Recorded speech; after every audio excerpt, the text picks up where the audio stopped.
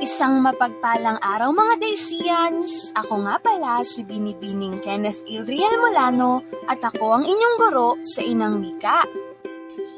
Ang tatalakayin natin ngayon sa kabanatang ito ay ang letrang H, letrang W at letrang C. Handa na ba kayong makinig? Magaling! Kung gayon, tara na at matuto.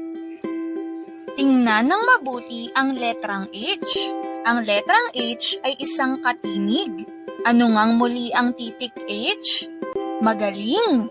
Isa itong katinig. Subukan mo ngang isulat ang malaki at maliit na letrang H sa hangin. Magaling! Ang titik H ay may tunog na ha ha ha. Ano ngang muli ang tunog ng titik H? Mahusay!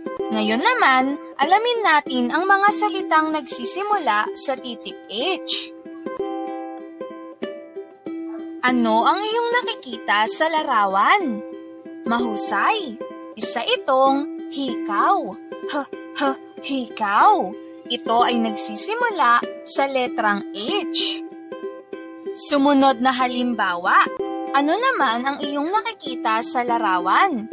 Mahusay! Isa itong hipon. Hipon. Ito ay nagsisimula sa letrang H. Isa pang halimbawa. Ano naman ang iyong nakikita sa larawan? Mahusay! Isa itong hari. Hari.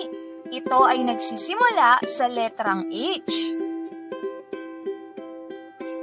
Naintindihan mo ba ang letrang H? Mahusay! Ngayon, dumako naman tayo sa titik W.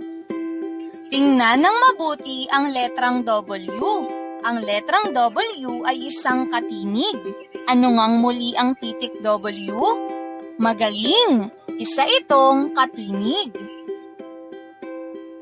Subukan mo ngang isulat ang malaki at maliit na letrang W sa hangin. Magaling! Ang titik W ay may tunog na w. Ano ngang muli ang tunog ng titik W? Mahusay!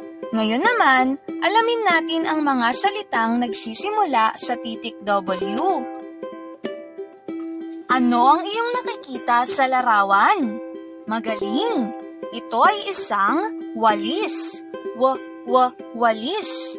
Ito ay nagsisimula sa letrang W.